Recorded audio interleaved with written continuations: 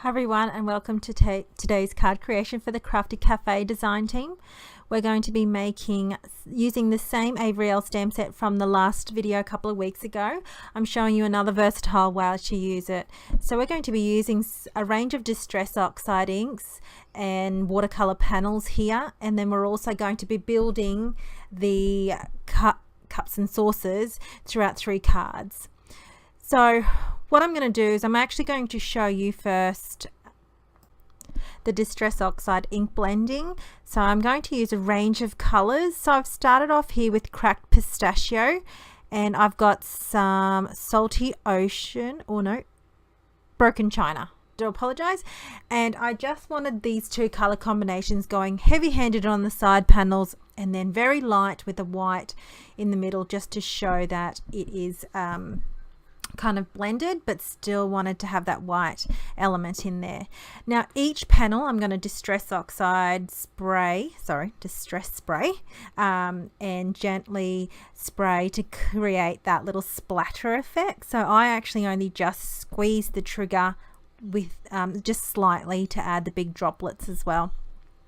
So I've got the worn lipstick here and ink blending that. Now I am going fast. I'm really sorry. I'm actually a bit slow in the ink blending.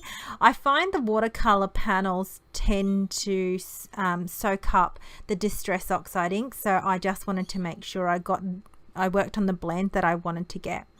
So then I ended up using the Tattered Rose in the middle and some Fossilized Amber on the other side. This is one of my favorite combos, and I really loved how well this combination went together. So I wiped with like a chamois kind of microfiber cloth. In between I wiped my Ranger mat. So it's actually really helpful having the Ranger mat for blending, because I always start off and then I work my way towards the inside of the panel. So working on, got the Wilted Violet Distress Oxide ink, then the broken china, and then I bring in the salted ocean, and I I didn't see that much of an ink difference blend, so I brought my faded jeans in to add a little bit of a contrast towards the end, just so you got to see the darker blue element, and then I blended all that in quite happily. And I was really happy. Almost looks like a galaxy effect there. All right, so here's my 3 panels, which I use on 3 cards. Now, because I'm going to be watercoloring with the Distress Oxide inks, I've chosen VersaFine Onyx Black ink. I will stamp a variety of cups of teas and saucers. I stamped 4 originally here, but I bring into view later on multiple sets that I also stamped as well and watercolored in. Now this sentiment, as I said previously in my other videos, that it has some beautiful arrangements to have a decorative element to your cups and saucers. So I bring into view and stamp a lot of them here. They have filigrees and just beautiful floral arrangements, as well as some like swirls. I loved stamping these. I think it adds quite a intricate element to all of them. Now I loosely watercolor here. I am no watercolor expert.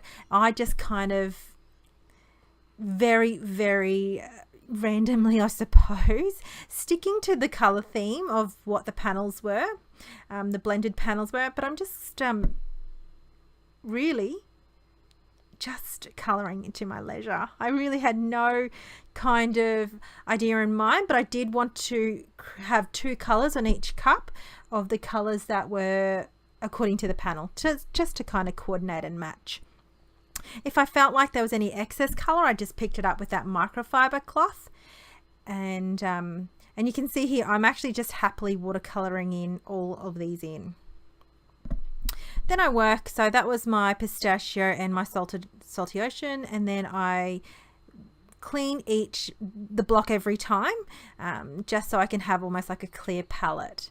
So I use my clear block to place the ink on and pick up ink like a palette. I do have a palette, but this was kind of within reach, so I actually didn't grab that. I just was a bit lazy, that's all. It was just fun for me. And I just really enjoyed this process. Now the Distress Oxide ink does kind of have that oxidization effect when reacting to water. So the cups and teas and saucers, the stamped image wasn't really prominent, you know, the details, but you could still see them through the Distress Oxide, through the Ranger, let me spit it out, the VersaFine Onyx Black ink. I got there eventually, didn't I? Okay, so once I was happily painted all of these really with the Distress Oxide inks, I die cut them all out. But I enjoyed the process in the meantime. So this last one here was the Wilted Violet with the Salty Ocean. I really love this two color combo actually. It was really nice. So I wasn't really finicky, and if I found I put too much pigment of the Distress Oxide ink, I used a clean brush. I cleaned my brush off and made sure it was clean water on that, and then I just picked up any excess color as well or blended it in.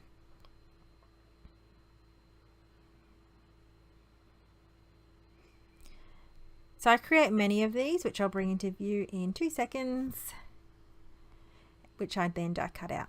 So here they all are. All different types of Distress Oxide ink color combos.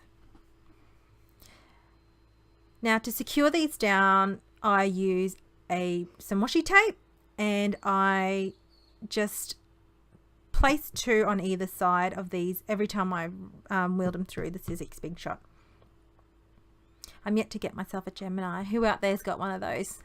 Give me some feedback. I'm seeing them all over the crafters YouTube world, and I'm absolutely loving the look of it. So it's probably on my wish list. I've got a birthday coming up in July. Maybe I could put that on my wish list.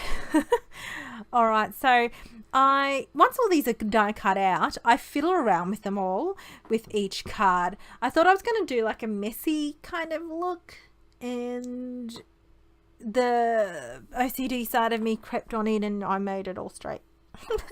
I can't help myself. I thought that would have been good like that as is, and it would have been. But yeah, I'm sorry, but that just kind of played with my head a little bit. And I adhered all that down with some Tombow Mono. I do the same with this one here. All adhered down with Tombow Mono adhesive, straight on. And I thought I was just going to use the cups, and then I bring into view the saucers, and I like that far better. So once I figured out the layout of this card, I then stamp the sentiment on a die cut circle. That's an actual MFT circle, stitch circle there, and I stamp using the Distress Oxide ink the sentiment, but adhering all these down first. It was almost like a little bit of a balancing act, to be honest, doing all these. I kept having fumble fingers throughout today's video creation, and just kept wriggling. But, you know, I got there eventually with all 3 cards, but it was a fun process. You can see I just move things all the time. Once I've happily stuck all those down, I've got the Distress Oxide ink here. And I find these inks are really, really good to stamp with. I hope you are finding the same with them. I'm actually really enjoying it. Actually, it's quite a crisp image still that it leaves, and even for solid. So these have been my go-to for stamping for coloured inks. I'm yet to dabble into some other inks. I do use Lawn Fawn. I used to be a big fan of the Stampin' Up inks, but these Distress Oxide inks have really just tickled my fancy.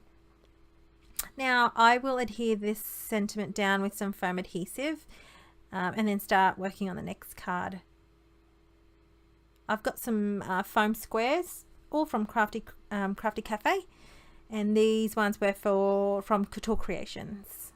I love how cute and small these are for intricate die cuts. These are really handy to have in your stash. They're quite small, and they seem to be really versatile. Quite thick too. I think it's like 2 millimeters. It's really quite substantially thick.